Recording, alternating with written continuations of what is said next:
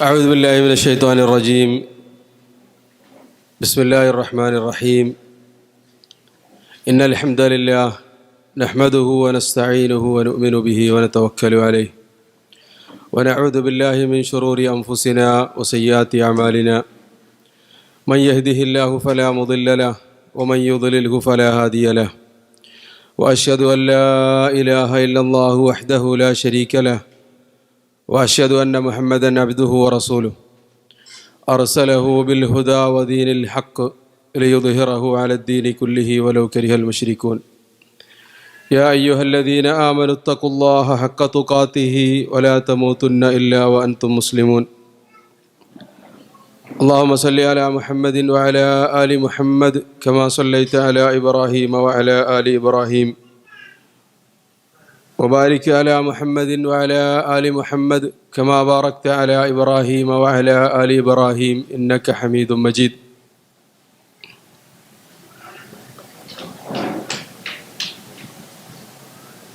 ബഹുമാന്യരായ സഹോദരിമാരെ ശ്രോതാക്കളെ, അസ്സലാമു അലൈക്കും വറഹ്മത്തുള്ളാഹി.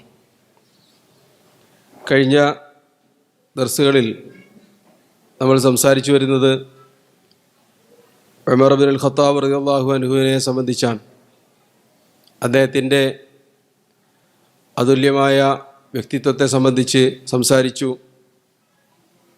പിന്നീട് ഉമർ റളിയല്ലാഹു അൻഹുവിൻ്റെ കുടുംബത്തെ സംബന്ധിച്ച് ആയിരുന്നു കഴിഞ്ഞ ദർസിൽ നമ്മൾ പഠിക്കുകയുണ്ടായത്.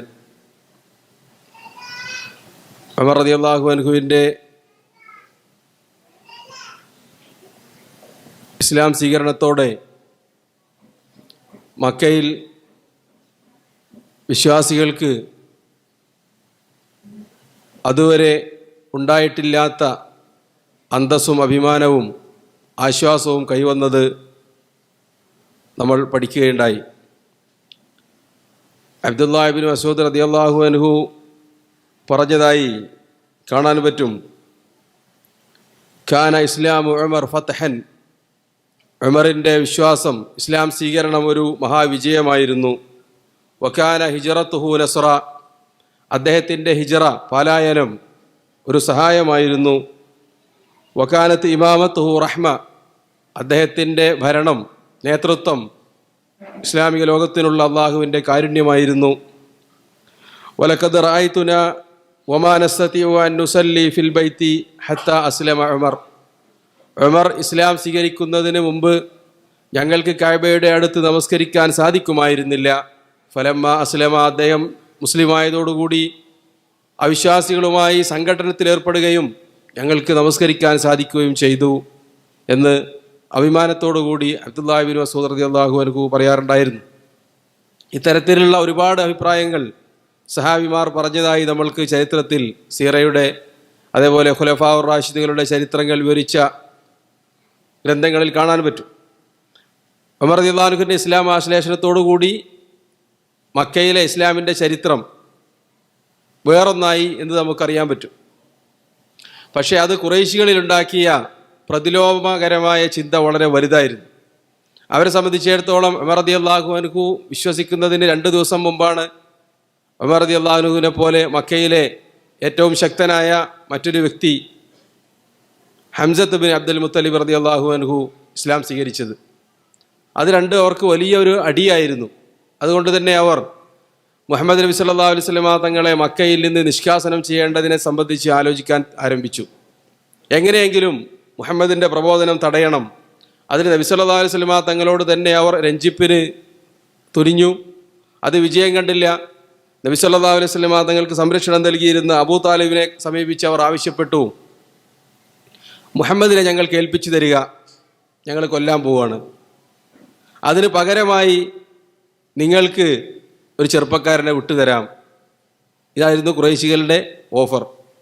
അതിന് അബൂ താലിബ് പ്രതികരിച്ചതൊക്കെ നമുക്ക് അറിയാൻ പറ്റും. ഏതായിരുന്നാലും അവരുടെ ഉദ്ദേശം ഇതാണ്: ഒന്നുകിൽ മുഹമ്മദ് ദഅവത്ത് നിർത്തി മക്കയിൽ താമസിക്കുക, അതല്ലെങ്കിൽ ഞങ്ങൾക്ക് ഇനി മുഹമ്മദുമായി ഒരു രഞ്ജിപ്പിൽ മുന്നോട്ട് പോകാൻ സാധ്യമല്ല എന്നതായിരുന്നു അവരുടെ നിലപാട്. അബൂ താലിബ് അതിന് വഴങ്ങിയില്ല. എന്ന് മാത്രമല്ല, ബനു ഹാഷിം ഒന്നടങ്കം അതിനെ എതിർത്തു, ഖുറൈശികളുടെ ഈ നിലപാടിന്. അതോടുകൂടി ഖുറൈശികളും ബനു ഹാഷിമും രണ്ട് തട്ടിലാവുകയും ബനു ഹാഷിം ഗോത്രവുമായുള്ള മുഴുവൻ ബന്ധവും മക്കയിലുള്ള ബാക്കിയുള്ള എല്ലാ ഗോത്രവും അവസാനിപ്പിക്കാൻ തീരുമാനിച്ചു.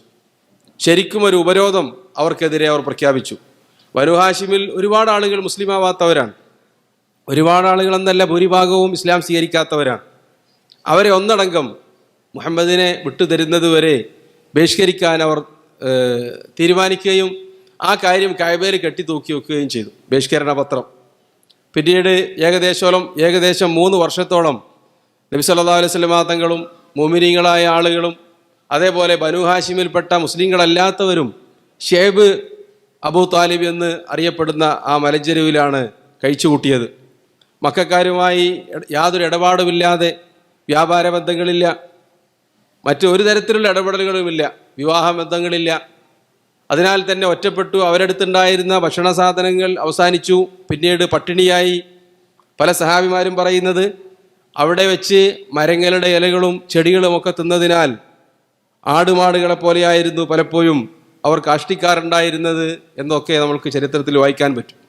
സഅദ് ബിൻ അബി വക്കാസ് റളിയല്ലാഹു അൻഹു ആ സമയത്തെ ഓർമ്മിച്ചുകൊണ്ട് ഒരിക്കൽ പറഞ്ഞത്, ഒരു ദിവസം വിശന്ന് വലഞ്ഞ സമയത്ത് അദ്ദേഹം പ്രാഥമിക ആവശ്യം നിർവഹിക്കാൻ വേണ്ടി പുറത്തേക്ക് പോയി. അപ്പോൾ അദ്ദേഹം ഒരു ശബ്ദം കേട്ടു മൂത്രമൊഴിക്കുന്ന സ്ഥലത്ത്.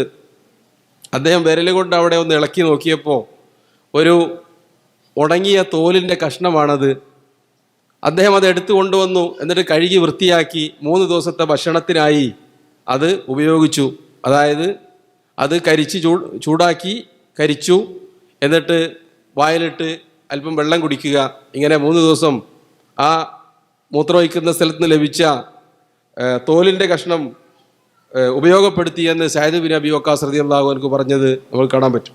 ഈ രൂപത്തിൽ പട്ടിണിയിൽ എത്തിയെങ്കിലും ബനു ഹാഷിം ഗോത്രക്കാർ അതിൽ നിന്ന് പിന്മാറിയില്ല.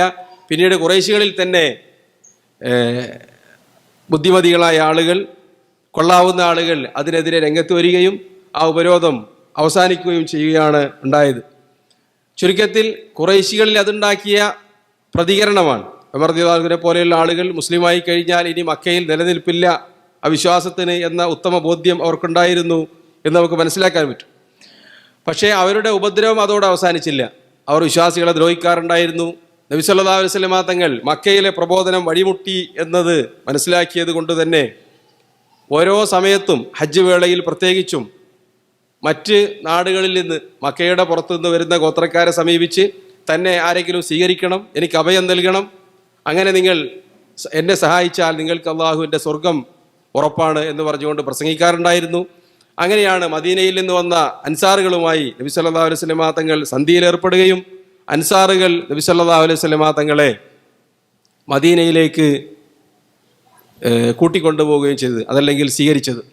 അതിൻ്റെ തുടക്കമെന്നോണം എല്ലാവരോടും മദീനയിലേക്ക് പലായനം ചെയ്യാൻ നബി സല്ലല്ലാഹു അലൈഹി വസല്ലം തങ്ങൾ കൽപ്പിച്ചു, അല്ലെങ്കിൽ അനുവാദം നൽകി.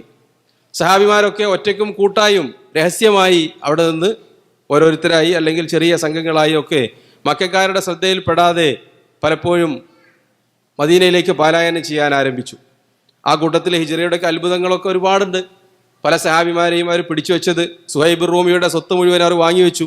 നീ വളരെ ദരിദ്രനായി മക്കയിലേക്ക് വന്നവനാണ്, ഇവിടെ വെച്ച് ഒരുപാട് സമ്പത്ത് കൈക്കലാക്കി, ഇപ്പോൾ അതുമായാണോ നീ കടന്നു കളയുന്നത്, മുഴുവൻ സ്വത്തും ഞങ്ങൾ പിടിച്ചു വെക്കും എന്ന് പറഞ്ഞുകൊണ്ട് അവർ അതൊക്കെ മേടിച്ചു വെച്ചു. അങ്ങനെയൊക്കെ ആയിരുന്നു പല സഹാബിമാരും ഹിജ്റ പോയത്. ഈ കാര്യം അറിയുന്നത് കൊണ്ട് തന്നെ ഉമർ ബിൻ ഖത്താബ് റളിയല്ലാഹു അൻഹു ഹിജ്റ പോകാൻ തീരുമാനിച്ചത് പരസ്യമായാണ്.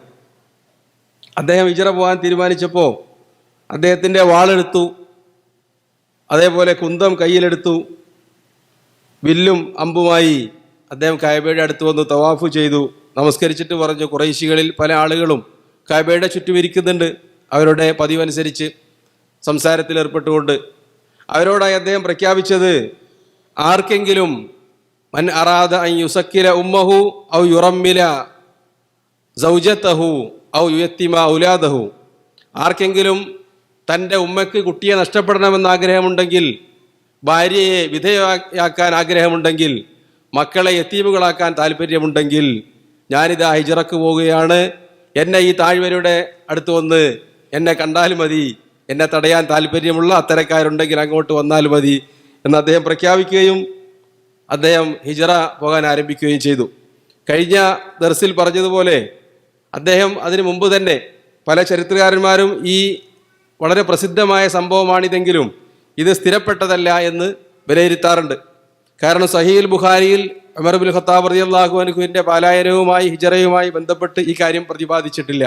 മറിച്ച് ഉമർ റളിയല്ലാഹു അൻഹുവും കഴിഞ്ഞ ദർസിൽ പറഞ്ഞ അയ്യാശ് ബിൻ അബി റബിയ റളിയല്ലാഹു അൻഹുവും അതേപോലെ ഹിഷാം ബിനുൽ ആസ് അമർ ബിനുൽ ആസ് റളിയല്ലാഹുവിൻ്റെ മകനാണ്.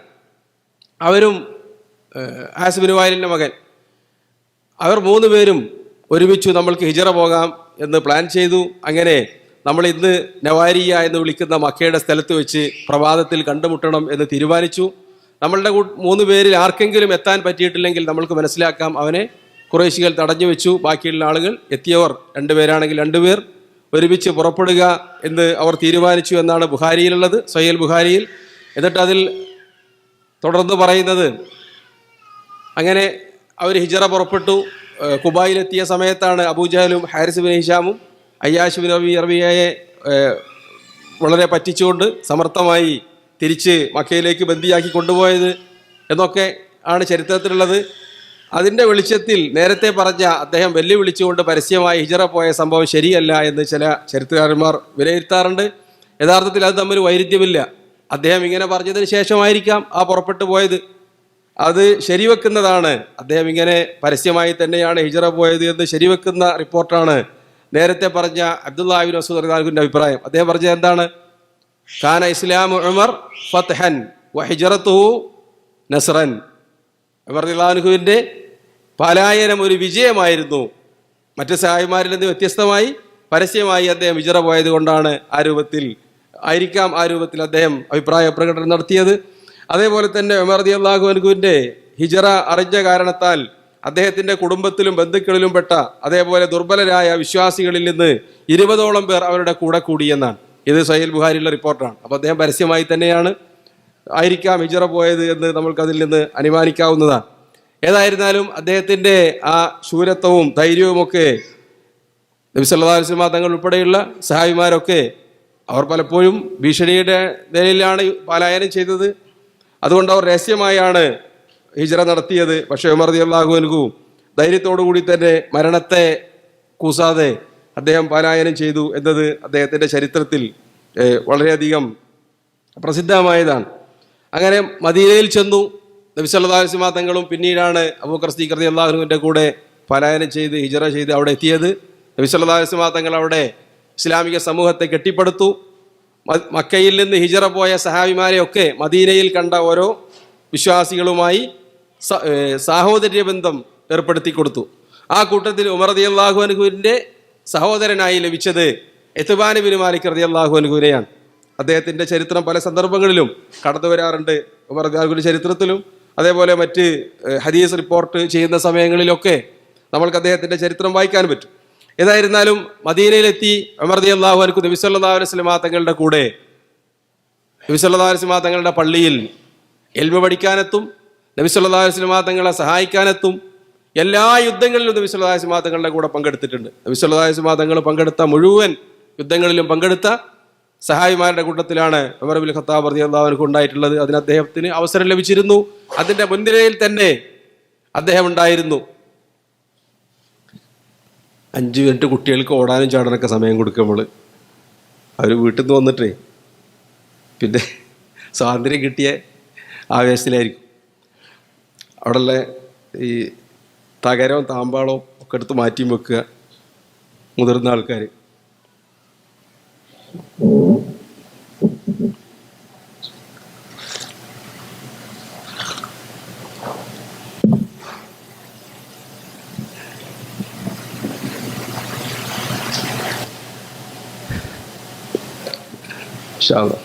ബറക്കല്ലാഹു ഫീക്.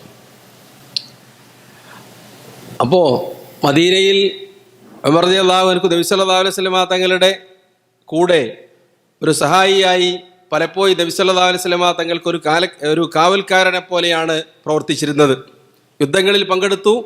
അതിൻ്റെ മുൻനിരയിൽ തന്നെ ബദർ യുദ്ധത്തിൽ നബി സല്ലല്ലാഹു അലൈഹി വസല്ലമ തങ്ങൾ യഥാർത്ഥത്തിൽ സഹാബികളെയും കൂട്ടി പുറപ്പെട്ടത് യുദ്ധത്തിന് വേണ്ടി ആയിരുന്നില്ല. പിന്നെയോ അബൂ സുഫിയാന്റെയും അതേപോലെയുള്ള ഖുറൈശികളുടെയും നേതൃത്വത്തിലുള്ള കച്ചവട സംഘത്തെ പിടിക്കാൻ വേണ്ടിയാണ്.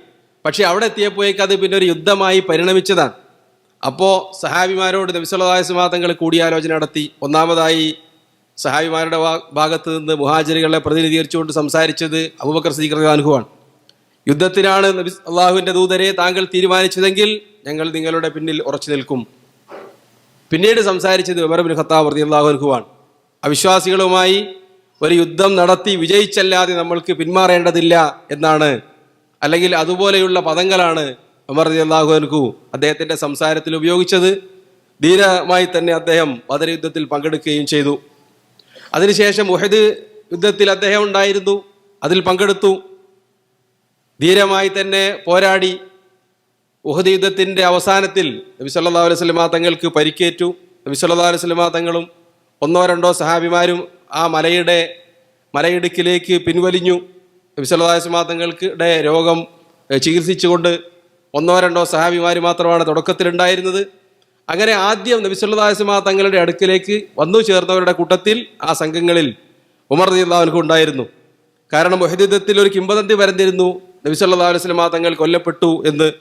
അത് ശരിയാണെന്ന് വിശ്വസിച്ചവരുടെ കൂട്ടത്തിലായിരുന്നു ഉമർ റളിയല്ലാഹു അൻഹു ഉണ്ടായിരുന്നത്. പക്ഷേ അദ്ദേഹം അങ്ങനെ വിശ്വസിച്ചിട്ടും ആ രണാങ്കണത്തിൽ നിന്ന് അദ്ദേഹം ഓടിപ്പോയിട്ടുണ്ടായിരുന്നില്ല. മറിച്ച് അവിടെ തന്നെ ഉറച്ചു നിന്ന സഹായിമാരുടെ കൂട്ടത്തിലായിരുന്നു ഉണ്ടായിരുന്നത്.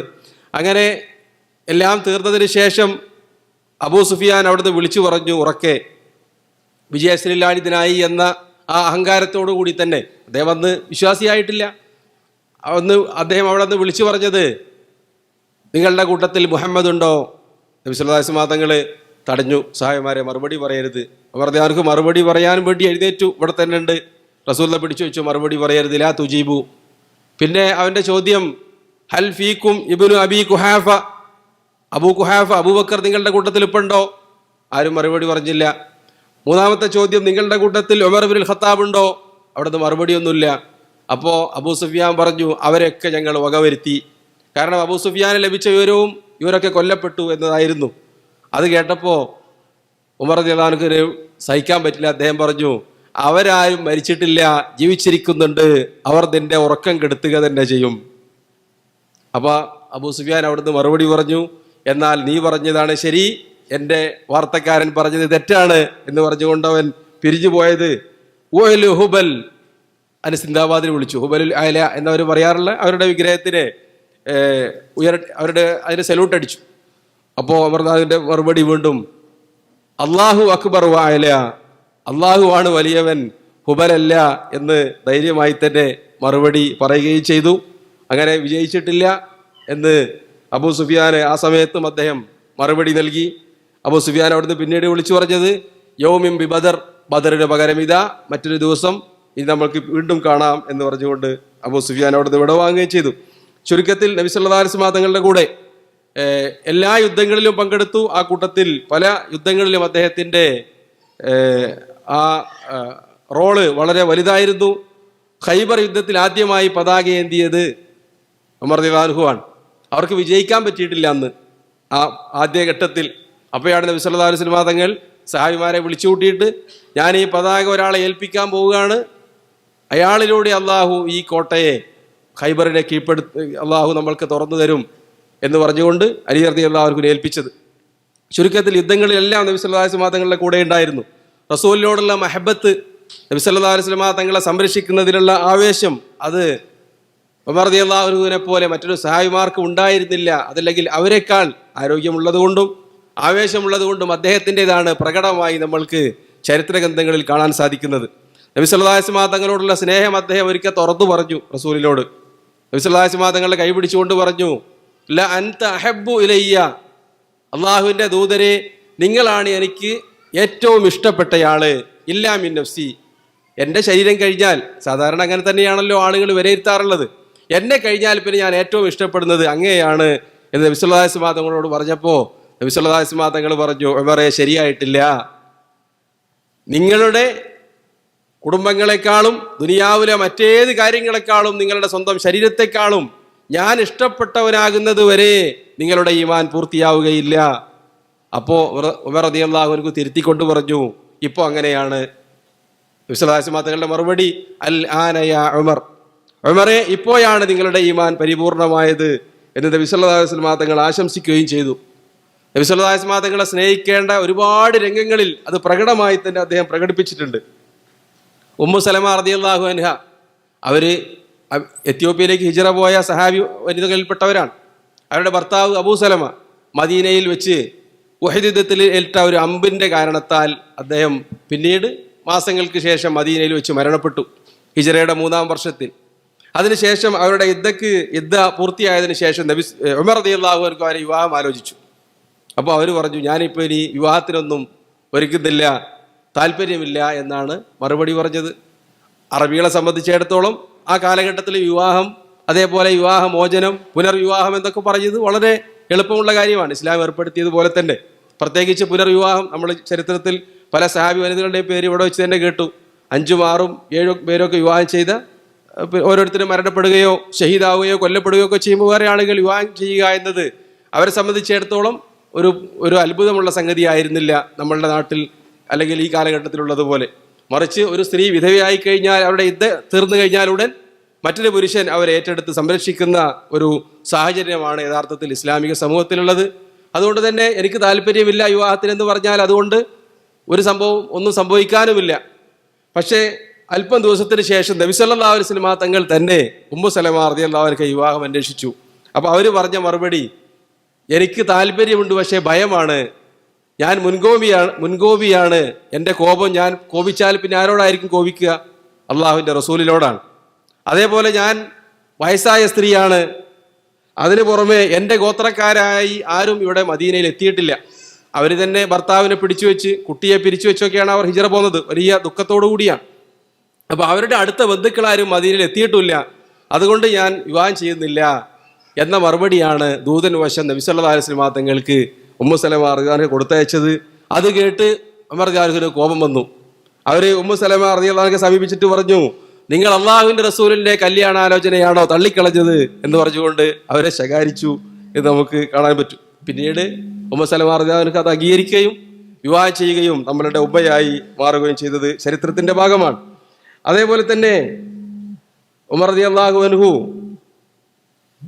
ആ സ്നേഹം പ്രകടിപ്പിച്ചതിൻ്റെ ഏറ്റവും വലിയ ഉദാഹരണമായിരുന്നു നബി സല്ലല്ലാഹു അലൈഹി വസല്ലം തങ്ങൾ വഫാത്തായി എന്ന വാർത്ത കേട്ടപ്പോൾ അദ്ദേഹത്തിന് അത് വിശ്വസിക്കാൻ പറ്റിയില്ല. നബി സല്ലല്ലാഹു അലൈഹി വസല്ലം തങ്ങളോടുള്ള സ്നേഹം കാരണത്താൽ തന്നെ അദ്ദേഹം പറഞ്ഞത്, മുഹമ്മദ് മരണപ്പെട്ടു എന്നാരെങ്കിലും പറഞ്ഞാൽ ഞാൻ അവരെ കൊല്ലും എന്നൊക്കെ വെല്ലുവിളിച്ചുകൊണ്ടാണ് അദ്ദേഹം ഏതാനും സമയം അവിടെ നിലയുറപ്പിച്ചത് എന്നൊക്കെ നമ്മൾ കഴിഞ്ഞ ദർസുകളിൽ ഇവിടെ വെച്ച് തന്നെ പഠിക്കേണ്ടായിട്ടുണ്ട്.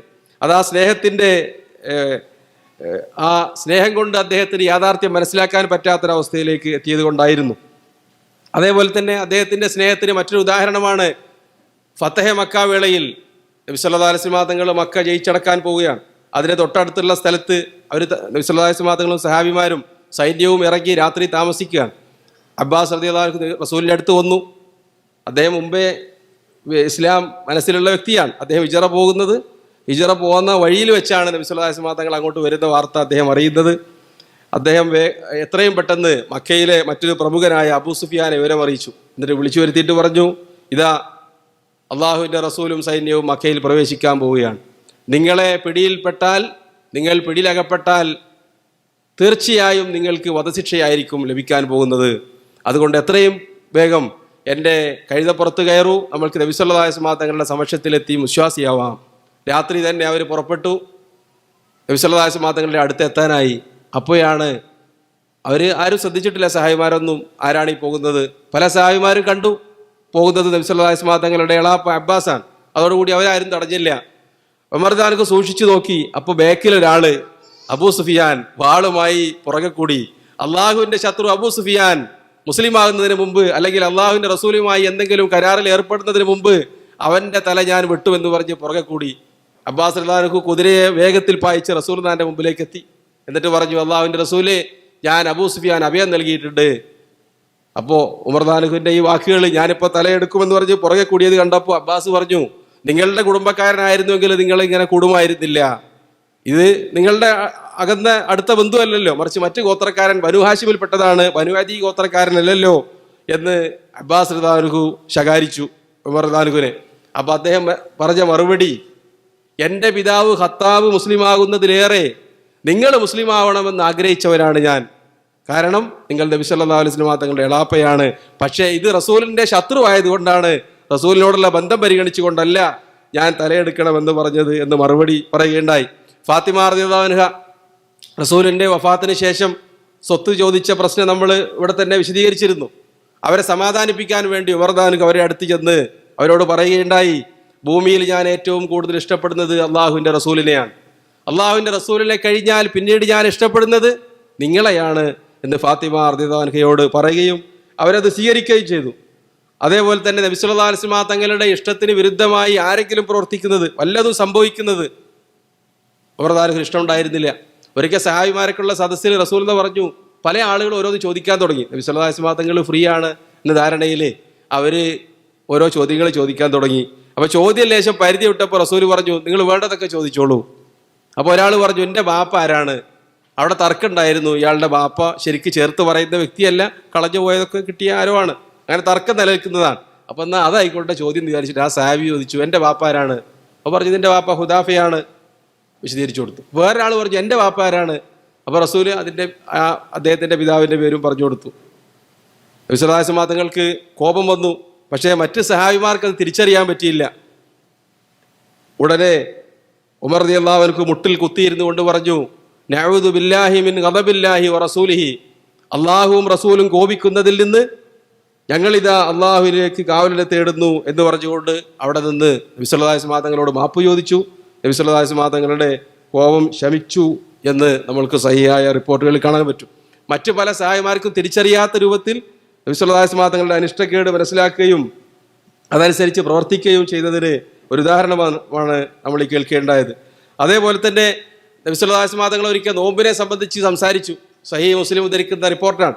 അപ്പോൾ ഏറ്റവും നല്ല നോമ്പ് നമുക്കറിയാം, ദാവൂദ് നബി അലൈഹി ഇസ്ലാമിൻ്റെ നോമ്പ്. ഒരു ദിവസം നോമ്പ് പിടിക്കുക, അടുത്ത ദിവസം നോമ്പില്ലാതിരിക്കുക, അതിലപ്പുറത്തേക്ക് പിന്നെ നോമ്പില്ല. എല്ലാ ദിവസവും പതിവായി നോമ്പ് പിടിക്കുന്ന ആളെ സംബന്ധിച്ചിടത്തോളം അയാൾ നോമ്പ് പിടിച്ചവനല്ല. ഏറ്റവും വലുത് ദാവൂദ് നബി അലൈഹി ഇസ്ലാമിൻ്റെ നോമ്പ്. പക്ഷെ അത് പാലിക്കാൻ പറ്റൂല, അതുകൊണ്ട് അത് ചെയ്യാൻ പാടില്ല. മാസത്തിൽ 3 നോമ്പ്, അതിലും കൂടുതൽ പറ്റുമെങ്കിൽ തിങ്കളാഴ്ച, വ്യാഴാഴ്ച ഇതൊക്കെ നോറ്റാൽ മതി എന്നാണ് നബി സല്ലല്ലാഹു അലൈഹി വസല്ലം തങ്ങളുടെ കൽപ്പനയുള്ളത്. അപ്പോൾ ഒരു സഹാബി ചോദിച്ചു, നിങ്ങളെങ്ങനെ നോമ്പ് പിടിക്കാറുള്ളത്? അത് നബി സല്ലല്ലാഹു അലൈഹി വസല്ലം തങ്ങളെ കോപിപ്പിച്ചു. വളരെ മര്യാദ കേടുള്ള ഒരു ചോദ്യമാണത്. കാരണം നബി സല്ലല്ലാഹു അലൈഹി വസല്ലം തങ്ങളോട് ചോദിക്കുകയാണ്, നിങ്ങളിപ്പോൾ എല്ലാ തിങ്കളാഴ്ചയും വ്യാഴാഴ്ചയും നോമ്പ് പിടിക്കുന്നുണ്ടോ? മാസത്തിൽ 3 നോമ്പ് പിടിക്കുന്നുണ്ടോ? ഒരു പക്ഷേ നബി സല്ലല്ലാഹു അലൈഹി വസല്ലം തങ്ങൾ ചെയ്തിട്ടുണ്ടാവില്ല. പല മാസങ്ങളിലും യുദ്ധങ്ങളും യാത്രകളും പല കാരണങ്ങളും ഉണ്ടായേക്കാം. ഏതായിരുന്നാലും ആ ചോദ്യം നബി സല്ലല്ലാഹു അലൈഹി വസല്ലം തങ്ങളോട് ചോദിച്ചത് മര്യാദക്കേടാണ്. നബി സല്ലല്ലാഹു അലൈഹി വസല്ലം തങ്ങൾ അയാളോട് കോപിച്ചു. ഈ കാര്യം മനസ്സിലായിക്കൊണ്ട് തന്നെ നേരത്തെ പറഞ്ഞതുപോലെ ഉമർ റളിയല്ലാഹു അൻഹു നബി സല്ലല്ലാഹു അലൈഹി വസല്ലം തങ്ങളെ പ്രീതിപ്പെടുത്തുന്ന രൂപത്തിൽ അദ്ദേഹം സംസാരിക്കുകയും നബി സല്ലല്ലാഹു അലൈഹി വസല്ലം തങ്ങളുടെ കോപം അടങ്ങുകയും ചെയ്തു എന്ന് നമ്മൾക്ക് ഹദീസുകളിൽ കാണാൻ പറ്റും. ബനൂ തമീം ഗോത്രക്കാർ വിശ്വാസം സ്വീകരിക്കാൻ വേണ്ടി വന്നു. അവരുമായി സംസാരിച്ച് എന്തൊക്കെയോ കാര്യങ്ങൾ പറഞ്ഞു ഉറപ്പിച്ചപ്പോൾ അബൂബക്കർ റളിയല്ലാഹു അൻഹും ഉമറുൽ ഖത്താബ് റളിയല്ലാഹു അൻഹു തമ്മിൽ ചെറിയൊരു തർക്കമുണ്ടായി. അവരോട് പറയേണ്ട വിഷയത്തിൽ അവരുണ്ടായിരിക്കെ തന്നെ. അപ്പോൾ അബൂബക്കർ സിദ്ദീഖ് റളിയല്ലാഹു അൻഹു ഉമറിനോട് പറഞ്ഞു, മാ അറത്ത ഇല്ലാ ഖിലാഫി, ഞാനൊരു അഭിപ്രായം പറഞ്ഞ് അതിനെതിര് പറയാന്നുള്ളതാണ് നിന്റെ ഉദ്ദേശം. അപ്പോൾ അതേ മറുപടി ഉമർ റളിയല്ലാഹു അൻഹു തിരിച്ചും പറഞ്ഞു, ഞാൻ പറഞ്ഞതിനെതിര് പറയാണ് നീ ചെയ്തത്. രണ്ടുപേരും അവിടെ നിന്ന് ലേശം ഉറക്കെ സംസാരം നടക്കുകയും ജിബ്രീൽ അലൈഹിസ്സലാം വഹയുമായി ഇറങ്ങുകയും ചെയ്തു. യാ അയ്യുഹല്ലദീന ആമനു ലാ തർഫഉ അസ്വാതകും ഫൗക സൗത്തിൻ നബി. പല റിപ്പോർട്ടുകളിലുമുള്ളത് ഈ സൂക്തം അവതരിക്കാനുള്ള കാരണമായി പറഞ്ഞിട്ടുള്ളത് മുഫസ്സിറുകൾ ഈ പശ്ചാത്തലമാണ്. പല സമയത്തും പല തവണയും ഒരു സൂക്തം തന്നെ പല സന്ദർഭങ്ങളിലും അവതരിച്ചേക്കാം, അങ്ങനെയുമായിരിക്കാം. ഏതായിരുന്നാലും ഈ സൂക്തത്തിൻ്റെ ആശയം, നിങ്ങൾ അള്ളാഹുവിൻ്റെ റസൂലിൻ്റെ മുമ്പിൽ ശബ്ദം ഉയർത്തി സംസാരിക്കരുത്, നബി സല്ലല്ലാഹു അലൈഹി വസല്ലമ തങ്ങളെക്കാൾ നിങ്ങളുടെ ശബ്ദം ഉയർന്നു പോകരുത് എന്നാണ് അതിൽ പറയുന്നത്. അതിനുശേഷം നബി സല്ലല്ലാഹു അലൈഹി വസല്ലമ തങ്ങളുടെ മുന്നിൽ അദ്ദേഹം ശബ്ദം ഉയർത്തി സംസാരിച്ചിട്ടില്ല എന്ന് മാത്രമല്ല, നബി സല്ലല്ലാഹു അലൈഹി വസല്ലമ തങ്ങളുടെ മരണശേഷവും സംസാരിച്ചിട്ടില്ല. നബി സല്ലല്ലാഹു അലൈഹി വസല്ലമ തങ്ങൾ വഫാത്തായി കിടക്കുന്ന സമയത്ത് സഹാബിമാർക്കിടയിൽ തർക്കമുണ്ടായി, റസൂലിനെ എവിടെയാണ് മറവ് ചെയ്യേണ്ടത്, അല്ലെങ്കിൽ ഏത് രൂപത്തിലാണ് മറവ് ചെയ്യേണ്ടത്. ചില ആളുകൾ പറഞ്ഞു ഖബറാണ് കുഴിക്കേണ്ടത്, താഴേക്ക് വെട്ടിക്കീറുന്ന ഖബർ നമ്മളുടെ നാട്ടിലൊക്കെ ഉള്ളത്. വേറെ ചില സഹായിമാർ പറഞ്ഞു അല്ല, ലഹദാണ് എടുക്കേണ്ടത്, അറബികൾക്കിടയിൽ വ്യാപകമായ ചെരിവിലേക്ക് സൈഡിലേക്ക് പിന്നെ ഈ ദുലാബ് ഇതുപോലെ ചെരിവിൽ കീറുന്ന. അങ്ങനെ അവർക്കിടയിൽ തർക്കമായപ്പോൾ ഉമർദാനുക്ക് പറഞ്ഞു നബി സല്ലല്ലാഹു അലൈഹി വസല്ലം തങ്ങളുടെ സമക്ഷത്തിൽ ബഹളമുണ്ടാക്കാൻ പാടില്ല, ജീവിതകാലത്ത് മരണശേഷവും അങ്ങനെയാണ്, ഇവിടുന്നാരും ഉച്ചത്തിൽ സംസാരിക്കാൻ പാടില്ല. അദ്ദേഹത്തിന്റെ ഖിലാഫത്തിന്റെ കാലത്ത് മദീനയിൽ വെച്ച് 2 ആളുകൾ പള്ളിയിൽ ഉറക്കെ സംസാരിക്കുക അദ്ദേഹം കാണാനിടയായി. അപ്പോൾ അടുത്തിരുന്ന താബീകളിൽപ്പെട്ട സായിബ് ഇബ്നു യസീദ് റളിയല്ലാഹു അൻഹുവിനെ ഉമർദാനു കാലുകൊണ്ട് ഇങ്ങനെ പിച്ചി. അപ്പോൾ അദ്ദേഹം കണ്ണു തുറന്ന് നോക്കിയപ്പോൾ ഉമർദാനുഹുവാണ്. അദ്ദേഹം പറഞ്ഞു ആ സംസാരിക്കുന്ന 2 ആളുകളെ ഇങ്ങോട്ട് വിളിച്ചോണ്ട് പോവാ, അവർ ദൂരെ നിന്ന് സംസാരിക്കുകയാണ്. ഉമർദാനുക്ക് ഉറക്കം അവരെ വിളിക്കുന്നില്ല. പിന്നെ എന്താ ചെയ്തത്, ഉറച്ചത്തിൽ സംസാരിക്കുന്ന ആളെ വിളിക്കാൻ വേണ്ടി അവിടുത്തെ ഒരാളെ പറഞ്ഞു വിടുകയാണ്. അങ്ങനെ അദ്ദേഹം പോയി സായിബ് ഇബ്നു യസീദ് പോയി അവരെ വിളിച്ചുകൊണ്ട് വന്നു. വിളിച്ചുകൊണ്ടെന്ന് അടുത്തെത്തിയപ്പോൾ ഉമർദാനുക്ക് ചോദിച്ചു നിങ്ങൾ എവിടുത്തുകാരാണ്? അപ്പോൾ അവർ ഞങ്ങൾ തായിഫിൽ നിന്ന് വന്നവരാണ്, മസ്ജിദിൻ്റെ പോയി സിയാറത്ത് ചെയ്യാൻ വന്ന ആൾക്കാരാണ്. അപ്പോൾ പറഞ്ഞു അവരോട് 2 നിങ്ങൾ ഈ നാട്ടുകാരായിരുന്നുവെങ്കിൽ ഈ വടി നിങ്ങളുടെ മണ്ടയിലാകുമായിരുന്നു. അള്ളാഹുവിൻ്റെ റസൂലിൻ്റെ പള്ളിയിൽ വെച്ചാണോ നിങ്ങൾ ഒച്ചത്തിൽ സംസാരിക്കുന്നത് എന്ന് ഉമർ റളിയല്ലാഹു അൻഹു ശകാരിച്ചു. ഈ രൂപത്തിൽ നബി സല്ലല്ലാഹു അലൈഹി വസല്ലം തങ്ങളോടുള്ള വഖാറ്, നബി സല്ലല്ലാഹു അലൈഹി വസല്ലം തങ്ങളോടുള്ള അദമത്ത് ഉൾക്കൊണ്ട വ്യക്തിയായിരുന്നു ഉമർ റളിയല്ലാഹു അൻഹു. അതാണ് യഥാർത്ഥത്തിൽ നമ്മളോട് കൽപ്പിച്ചിട്ടുള്ളതും. റസൂലിനെ സംബന്ധിച്ച് അള്ളാഹു പറഞ്ഞത് ഇന്നാ അർസൽനാക ബിൽ ഹഖ് ബശീറൻ വനദീറ, അള്ളാഹുവിൻ്റെ ദൂതരെ ഇന്നാ അർസൽനാക ഷാഹിദൻ വമുബശ്ശിറൻ വനദീറ, ഞാൻ നിങ്ങളെ നിയോഗിച്ചിട്ടുള്ളത് ഒരു സാക്ഷിയായും സന്തോഷ വാർത്ത അറിയിക്കുന്നവനായും മുന്നറിയിപ്പുകാരനുമായാണ്. ലി തുഅ്മിനൂ ബില്ലാഹി, നമ്മളോടുള്ള കൽപ്പനയാണ്. ലി തുഅ്മിനൂ ബില്ലാഹി വ റസൂലിഹി, നിങ്ങൾ അള്ളാഹുവിലും അവന്റെ റസൂലിലും വിശ്വസിക്കുന്നതിന് വേണ്ടിയും വതുഅസ്സിറൂഹു വതുഅക്കിറൂഹു, അള്ളാഹുവിന്റെ റസൂലിനെ നിങ്ങൾ ആദരിക്കാനും ബഹുമാനിക്കാനും വേണ്ടി, വതുസബ്ബിഹൂഹു ബുക്റതൻ വഅസീല, രാവിലെയും വൈകുന്നേരവും നിങ്ങൾ അള്ളാഹുവിനെ പ്രകീർത്തിക്കാൻ വേണ്ടിയും. അപ്പോൾ നബി സല്ലല്ലാഹു അലൈഹി വസല്ലം തങ്ങളെ ബഹുമാനിക്കേണ്ടതും ആദരിക്കേണ്ടതും പ്രത്യേകമായി തന്നെ പറഞ്ഞിരിക്കുകയാണ്. പല ആളുകളും ആ കാര്യം മനസ്സിലാക്കാത്തവരാണ്. നബി സല്ലല്ലാഹു അലൈഹി വസല്ലം തങ്ങളെ നമ്മൾ ബഹുമാനിക്കുന്നതും സ്നേഹിക്കുന്നതും എന്തിനാ? റസൂല് ആയതുകൊണ്ട് അത്ര മതി എന്നൊരു ചെറിയ താഴ്ത്തിക്കെട്ടുന്ന ചിന്താഗതി പല ആളുകളുടെയും മനസ്സിലുണ്ടാവാറുണ്ട്. ഈ ആയത്തിലൂടെ അള്ളാഹു നമ്മളോട് കൽപ്പിക്കുന്നത് അതല്ല, മറിച്ച് അള്ളാഹുവിൻ്റെ റസൂലിനെ സന്തോഷ വാർത്ത നൽകിക്കൊണ്ട്, അതായത് സ്വർഗം സന്തോഷ വാർത്ത അറിയിച്ചുകൊണ്ടും നരകത്തെ സംബന്ധിച്ച് മുന്നറിയിപ്പ് നൽകിക്കൊണ്ടും ഞാൻ നിയോഗിച്ചിരിക്കുന്നു. അതോടെ സ്വർഗത്തിലേക്ക് പോകാൻ ആവശ്യമായ കർമ്മങ്ങൾ പ്രവർത്തിക്കുന്നതോടൊപ്പം നരകത്തിലേക്ക് എത്തിക്കുന്ന കർമ്മങ്ങൾ വിട്ടുനിൽക്കുന്നതോടൊപ്പം ചെയ്യേണ്ട ഒരു കാര്യമാണെന്ത്? വതുഅസ്സിറൂഹു വതുഅക്കിറൂ, നബി സല്ലല്ലാഹു അലൈഹി വസല്ലം തങ്ങളെ ആദരിക്കുകയും ബഹുമാനിക്കുകയും നിങ്ങൾ ചെയ്യണം എന്ന ഈ കൽപ്പന. ഇതിൻ്റെ അടിസ്ഥാനത്തിലാണ് ഉമർ റളിയല്ലാഹു അൻഹു അങ്ങനെ പ്രവർത്തിച്ചത്.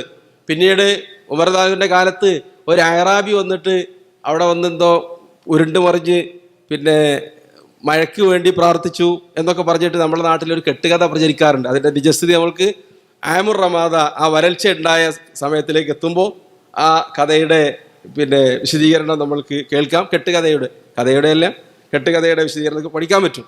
ഉമർ റളിയല്ലാഹു അൻഹു എങ്ങാനും അത് അറിഞ്ഞിരുന്നുവെങ്കിൽ അയാൾക്ക് പിന്നെ അവിടെ ഇസ്തസ്കി എന്ന് പറയാൻ സമയം ഉണ്ടാവില്ല, തലക്ക് മേട്ടായിരിക്കും ആ മുട്ടമ്പടി കൊണ്ട് കിട്ടുക. അപ്പം അങ്ങനെ സംഭവം ചെയ്തിട്ടില്ല, ഉണ്ടാവില്ല. നബി സല്ലല്ലാഹു അലൈഹി വസല്ലം തങ്ങളുടെ സമക്ഷത്തിൽ ജീവിതകാലത്തോ പിന്നെ മരണശേഷമോ അങ്ങനെ ശബ്ദിക്കാൻ അദ്ദേഹം അനുവദിച്ചിരുന്നില്ല എന്നത് നമ്മൾക്ക് ചരിത്രത്തിൽ കാണാൻ പറ്റും. അതേപോലെ തന്നെ അദ്ദേഹത്തിൻ്റെ ആ സ്നേഹം പ്രകടമായി കണ്ട മറ്റൊരു രംഗമാണ് വൈകാരികമായി അദ്ദേഹത്തിനുണ്ടായ ഒരു വലിയ അനുഭവം. ഈ സംഭവം ഇമാം ബുഖാരി മുസ്ലിം ഒക്കെ റിപ്പോർട്ട് ചെയ്തതാണ്, നമ്മൾക്ക് എല്ലാവർക്കും കേട്ട് പരിചയമുള്ളതുമാണ്. അബ്ദുല്ലാഹി ഇബ്നു അബ്ബാസ് റളിയല്ലാഹു അൻഹു പറയാണ്, വിശുദ്ധ ഖുർആൻ സൂറത്ത് തഹരീമിൽ അള്ളാഹു പറഞ്ഞല്ലോ, ഇൻ തതൂബാ ഇലല്ലാഹി ഫഖദ് സഗത് ഖുലൂബുകുമാ വഇൻ തളാഹറാ അലൈഹി ഫഇന്നല്ലാഹ ഹുവ മൗലാഹു വജിബ്രീൽ വസാലിഹുൽ മുഅ്മിനീൻ വൽ മലായികതു ബഅദ ദാലിക ലഹീർ. അല്ലേ, തേൻ കുടിച്ചൊരു സംഭവം. അപ്പോൾ ചെറുപ്പക്കാരികളായ ഭാര്യമാർ, നബി സല്ലല്ലാഹു അലൈഹി വസല്ലം തങ്ങൾക്ക് 8-9 ഭാര്യമാരുണ്ടല്ലോ, അവർ ഇങ്ങനെ പല ഗ്രൂപ്പും ആവും, പലപ്പോഴും പല ബ്ലോക്കാവും, അങ്ങനെ അങ്ങോട്ടും ഇങ്ങോട്ടൊക്കെ പല കാരണത്താലും അങ്ങനെയായി നബി സല്ലല്ലാഹു അലൈഹി വസല്ലം തങ്ങൾക്ക് പ്രയാസം ഉണ്ടാക്കാൻ തുടങ്ങിയിരുന്നു. അവരിൽ ചെറുപ്പക്കാരികളായ 2 പേര്, ഹഫ്സയും ആയിഷയും റളിയല്ലാഹു അൻഹുന്ന അജ്മഈൻ, അവർ 2 സൈനബിൻ്റെ അടുത്ത് പോയിട്ട്, അവർ അതിലേറെ ചെറുപ്പക്കാരത്തിയാണ്, നബി സല്ലല്ലാഹു അലൈഹി വസല്ലം തങ്ങളുടെ കുടുംബക്കാരത്തിയാണ്. അപ്പോൾ റസൂലിന് അവരോടുള്ള സ്നേഹം ഒന്ന് ഉടക്കാൻ വേണ്ടിയിട്ട് അവർ പറഞ്ഞു, നബി സല്ലല്ലാഹു അലൈഹി വസല്ലം തങ്ങൾ എന്തോ ദുർഗന്ധമുള്ള ഒരു പാനീയം കുടിച്ചിട്ടുണ്ടല്ലോ. കുടിച്ചത് തേനാണ്, പക്ഷെ അത് ഇവർക്ക് ഇഷ്ടപ്പെട്ടിട്ടില്ല. കുടിച്ചത് സ്ത്രീകളുടെ ആ പിന്നെ നറത്ത് എന്നാണ് അറബിയിൽ അതിന് പറയാ. നമ്മുടെ നാട്ടിൽ ചക്കളത്തികൾ എന്ന് പറയാറില്ല. അപ്പോൾ ആ സ്വഭാവം ഉണ്ടായതാണ് ചെറുതായിട്ട്. മനുഷ്യന്മാരാണ് അവരൊക്കെ, അതുകൊണ്ട് തന്നെ ചെറിയ രൂപത്തിൽ അതൊക്കെ ഉണ്ടായിരുന്നു. അള്ളാഹു അവർക്ക് പുറത്തു കൊടുക്കുകയും ചെയ്തിട്ടുണ്ട്. പിന്നീട് ഇറങ്ങിയ സൂക്തങ്ങളിൽ ആ കാര്യം വിശദീകരിച്ചിട്ടുണ്ട്. അപ്പോൾ അവർ രണ്ടാളും അങ്ങനെ പിന്നെ തീരുമാനിച്ച് ഉറപ്പിച്ചിട്ട് പറഞ്ഞു, റസൂൽ വരുമ്പോൾ എന്ത് പറയാ, എന്താ ഒരു ദുർഗന്ധം വായക്ക്? അപ്പോൾ റസൂൽ പിന്നെ ഒന്നും പറഞ്ഞില്ല, ഞാനൊന്നും കഴിച്ചിട്ടില്ല, അല്പം തേൻ കുടിച്ചിട്ടേ ഉള്ളൂ. പിന്നെ അഫ്സന്റെ അടുത്ത് നിന്നപ്പോൾ അതേ ചോദ്യം തന്നെ. അപ്പോൾ റസൂൽ ഉറപ്പിച്ചു, ഇത് തേൻ കുടിച്ചിട്ടാണ്, അതുകൊണ്ട് ഇനി തേൻ കുടിക്കൂല എന്ന് സത്യം ചെയ്തു. അതുമായി ബന്ധപ്പെട്ടാണ് ആ സൂറത്തിലെ മിക്ക സൂക്തങ്ങളും അവതരിച്ചത്. ഇതൊരു വലിയ പ്രശ്നമായി മാറി. അവിടെ അള്ളാഹു പറയുന്നത്, അസാ റബ്ബുഹു ഇൻ തല്ലക്കകുന്ന, നിങ്ങളെങ്ങാനും റസൂല് തലാക്ക് ചൊല്ലിയാൽ അള്ളാഹു അദ്ദേഹത്തിന് പകരമായി കൊടുക്കും മുഅ്മിനാത്തിൻ, മുസ്ലിമാത്തിൻ, മുഅ്മിനാത്തിൻ, ഖാനിതാത്തിൻ, തായിബാത്തിൻ, നല്ല പവിത്രകളായ വിശുദ്ധകളായ സ്ത്രീകളെ, സയ്യിബാത്തിൻ വബുക്കാറ, യുവതികളെ വേണമെങ്കിൽ കന്യകളെ വേണമെങ്കിൽ അങ്ങനെ, അതല്ല വിധവകളായ സ്ത്രീകളെ. റസൂലിന് എന്താണ് താല്പര്യം, അത് അള്ളാഹു വിവാഹം ചെയ്തു കൊടുക്കും എന്ന കാര്യം കൂടി അവിടെ പറഞ്ഞിരുന്നു. ഉമർ റളിയല്ലാഹു നല്ല വിവരമുള്ള ആലിമും കൂടിയാണ്, പണ്ഡിതനായ സഹാബിയാണ്. അദ്ദേഹത്തിന് അതിൻ്റെ പൊരുൾ ശരിക്കും മനസ്സിലായിരുന്നു, ഇതൊരു ഭീഷണിയാണ്. പക്ഷേ അവർക്കത് മനസ്സിലായിരുന്നില്ല. സഹാബിയാത്തുകളായ ഈ ഉമ്മഹാത്തുൽ മുഅ്മിനീങ്ങളിൽപ്പെട്ട അവർക്കത് മനസ്സിലായിരുന്നില്ല. അവർ പിന്നീടും വേറെയും കുറെ പ്രശ്നങ്ങൾ ഉണ്ടാക്കാൻ തുടങ്ങി സ്ത്രീകൾ എന്ന നിലയിൽ. അല്ലെങ്കിൽ വർഷങ്ങൾക്ക് ശേഷം ഈ കാര്യം മറന്നുപോയി അവർ എന്ത് ചെയ്തു, നബി സല്ലല്ലാഹു അലൈഹി വസല്ലം തങ്ങളോട് പല കാര്യം ആവശ്യപ്പെടാൻ തുടങ്ങി. അബ്ദുല്ലാഹി ഇബ്നു അബ്ബാസ് പറയുന്നത്, ഞാൻ ഈ സൂക്തത്തിൽ പറഞ്ഞ കക്ഷികള് ഫഖദ് സഗത്ത് കുലൂബുക്കുമാ എന്ന് പറഞ്ഞില്ലേ, നിങ്ങളുടെ രണ്ടാളുടെയും മനസ്സുകൾ തെറ്റിലേക്ക് ചാഞ്ഞിട്ടുണ്ട് എന്നാണ് അതിൻ്റെ അർത്ഥം. ആ ചാഞ്ഞു പോയ രണ്ട് സ്ത്രീകൾ ആരാണ് എന്ന് ഉമറിനോട് ചോദിക്കണം എന്ന് എനിക്ക് ആഗ്രഹം ഉണ്ടായിരുന്നു. പക്ഷേ ഉമറിന്റെ ഹൈബത്ത് കാരണം, ഗാംഭീര്യം കാരണം ഞാനത് ചോദിക്കാതിരുന്നു. നബി സല്ലല്ലാഹു അലൈഹി വസല്ലം തെറ്റിയാണ് ശേഷം ഉമറിന്റെ ഭരണകാലത്താണ്. അങ്ങനെ ഹജ്ജ് വേളയിൽ ഉമർ റളിയല്ലാഹു അൻഹു ഒരു അറാക്കിന്റെ ചോട്ടിൽ പോയി പ്രാഥമിക കർമ്മങ്ങൾ നിർവഹിക്കാൻ വേണ്ടി ഒതു പിടിക്കാനൊക്കെ പോയപ്പോൾ ഞാൻ കൂടി പാത്രവുമായി ഒതുവൊക്കെ എടുത്തതിന് ശേഷം ഞാൻ ചോദിച്ചു, അമീറുൽ മുഅ്മിനീൻ, ഈ പറഞ്ഞ രണ്ട് സ്ത്രീകൾ ആരാണ്? അപ്പോൾ ഉമറിന്റെ മറുപടി, വയാ അജബൻ ഇബ്നു അബ്ബാസ്, അബ്ബാസിന്റെ മകൻ, നിങ്ങളുടെ കാര്യം ഒരു അത്ഭുതം തന്നെ, നിങ്ങൾക്കറിയില്ലേ അത് ഹഫ്സയും ആയിഷയുമാണ്. ഒന്ന് എൻ്റെ മകളും ഒന്ന് അബൂബക്കറിന്റെ മകളും. അവരെ രണ്ടാളെ പറ്റിയാണ് ആ തിന്മയിലേക്ക് ചാഞ്ഞു പോയ ഹൃദയമുള്ള സ്ത്രീകൾ എന്ന് പിന്നെ അള്ളാഹു തിരുത്തിയത് എന്ന് പറയുകയുണ്ടായി. എന്നിട്ട് അദ്ദേഹം വിശദമായി ആ കഥ കേൾപ്പിച്ചു കൊടുത്തു. അതിന്റെ അവസാനത്തിൽ ഉമർ പറഞ്ഞു, ഞങ്ങൾ മക്കയിൽ താമസിച്ചിരുന്ന കാലത്ത് ഞങ്ങളുടെ ഭരണമായിരുന്നു വീട്ടില്. പക്ഷേ മദീനയിലേക്ക് പാലായനം ചെയ്തപ്പോൾ അവിടെ പിന്നെ സ്ത്രീകളുടെ ഭരണമാണ്. എവിടെ? മദീനക്കാരുടെ സ്വഭാവം, സ്ത്രീകൾക്കാണ് അവിടെ വീട്ടിൽ അധികാരമുള്ളത്. ഞങ്ങളുടെ സ്ത്രീകൾ അത് കണ്ട് പഠിക്കാൻ തുടങ്ങി. അങ്ങനെ ഒരു ദിവസം ഞാൻ വീട്ടിൽ ഭാര്യയോട് സംസാരിച്ചപ്പോൾ ഭാര്യ എന്നോട് ദേഷ്യപ്പെടുകയും എന്നോട് എതിർത്ത് സംസാരിക്കുകയും ചെയ്തു. ആരോട്? ഉമർ ബിൻ ഖത്താബിനോട്. അപ്പൊ അദ്ദേഹം ഈ കാര്യം പരാതിയായി റസൂലിന്റെ അടുത്ത് വന്ന് പറഞ്ഞു, റസൂലെ, നമ്മളുടെ നാട്ടിലെ സ്വഭാവം പോലെയല്ല അൻസാരികളായ സ്ത്രീകള്, അവര് ഭർത്താക്കന്മാരോട് തട്ടിക്കയറുകയും സംസാരിക്കുകയും ചെയ്യും എന്നൊക്കെ റസൂലിനോട് വിവരം പറയാൻ വേണ്ടി വന്നു. അതിനൊരു കാരണം, ഇത് ആദ്യം ഭാര്യയോട് തന്നെ പറഞ്ഞു. ഇങ്ങനെയൊക്കെ നീ ഭർത്താക്കന്മാരോട് സംസാരിക്കുകയാണെന്ന് വെച്ചിട്ട് പ്രധാനമൊക്കെ ഒന്ന് ഞെട്ടിച്ചു ഭാര്യയെ. അപ്പൊ ഭാര്യ തിരിച്ചു പറഞ്ഞു, നിങ്ങൾ എന്നെ പേടിക്കൊന്നും വേണ്ട, അള്ളാന്റെ റസൂലിനോട് വരെ ഭാര്യമാർ ഇങ്ങനെയാണ് പെരുമാറുന്നത്. റസൂല് പറഞ്ഞതിനെതിരെ പറയാ. നബി സല്ലല്ലാഹു അലൈഹി വസല്ലം തങ്ങളോട് നേരം വെളുത്തത് മുതൽ വൈകുന്നേരം വരെ മിണ്ടാതിരിക്കുകയൊക്കെ ചെയ്യുന്ന ഭാര്യമാരുണ്ട്. അത് കേട്ടപ്പോ പ്രധാനമൊക്കെ ഒന്ന് ഞെട്ടി. ഭാര്യമാരുണ്ട് എന്ന് പറഞ്ഞാൽ ഒന്ന് മകൾ ആരാണ്? റസൂലിന്റെ ഭാര്യയാണ്. ഹഫ്സ കൂട്ടത്തിലുണ്ടാവുമോ? അദ്ദേഹം നേരെ താമസിച്ചിരുന്നത് അവാലി എന്ന് പറഞ്ഞ സ്ഥലത്താണ്.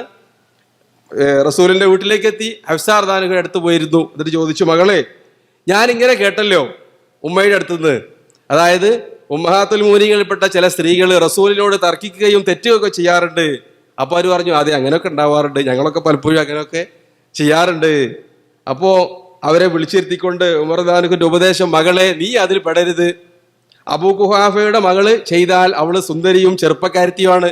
സാധുവായ ഉമറിന്റെ മകൾ അങ്ങനെ ചെയ്താൽ നിനക്ക് അള്ളാഹുവിന്റെ കോപം ഇറങ്ങിയേക്കാം എന്ന് ഞാൻ ഭയപ്പെടുന്നു. നീ അത് ചോദിക്കരുത്, റസൂലിനോട് പറയരുത്. എന്തെങ്കിലും ജീവിതകാര്യത്തിൽ എന്തെങ്കിലും പ്രയാസമുണ്ടെങ്കിൽ എന്നെ അറിയിച്ചാലും മതി, ഞാൻ എത്തിച്ചു തരാം. റസൂലിനോട് പറഞ്ഞു പോകരുത് എന്ന് ഉപദേശിച്ചു. പക്ഷേ ഈ ആയത്തിൽ പറഞ്ഞ കാര്യം അദ്ദേഹത്തിന്റെ മനസ്സിലുണ്ടായിരുന്നു. എന്ത്? നിങ്ങളെ ഒഴിവാക്കിയാൽ നല്ല സ്ത്രീകളെ അള്ളാഹു റസൂലിന് വിവാഹം ചെയ്തു കൊടുക്കും എന്ന കാര്യം മനസ്സിലാക്കിയത് കൊണ്ട് തന്നെ ഉമർ റളിയല്ലാഹു ഒരു ശങ്കയുണ്ടായിരുന്നു, റസൂൽ എങ്ങാനും ഭാര്യമാരെ തലാക്ക് ചെല്ലുന്ന ഒരു സാഹചര്യം ഉണ്ടാകുമോ? അള്ളാഹു അങ്ങനെ ഒരു ഭീഷണിയാണല്ലോ ആ സൂക്തങ്ങളിൽ പറഞ്ഞിട്ടുള്ളത്. അങ്ങനെ ഇരിക്കെ ഉമർ റളിയല്ലാഹുവിന്റെ കൂട്ടുകാരൻ, നേരത്തെ പറഞ്ഞ ഇത്ബാൻ ബിൻ മാലിക്, ഉമർ റളിയല്ലാഹു പറയുന്നത്, ഞാനും അൻസാരികളിൽപ്പെട്ട ഈ സഹാബിയും ഒന്നിടവിട്ടായിരുന്നു മസ്ജിദ് നബവിയിൽ പോയി പഠിച്ചിരുന്നത്. ഒരു ദിവസം കുന്നാ നതനാവബുൻ നുസൂല ഇൻദ റസൂലുള്ളാഹി സ്വല്ലല്ലാഹു അലൈഹി വസല്ലം അൻസിലു യൗമൻ വ യൻസിലു യൗമൻ. ഒരു ദിവസം ഞാൻ പോകും, പിറ്റേ ദിവസം ഇത്ബാൻ പോകും. ഞാൻ പോകാത്ത എന്തുകൊണ്ടാണ്? കച്ചവടത്തിനോ മറ്റു കാര്യങ്ങൾക്കോ പോകും. ആ ദിവസമാണ് ഇത്ബാൻ പോവുക. ഞാൻ പോയാൽ രാത്രി അദ്ദേഹത്തിന് വീട്ടിൽ ചെല്ലും, അന്നുണ്ടായ മുഴുവൻ സംഗതികളും പറഞ്ഞു കൊടുക്കും.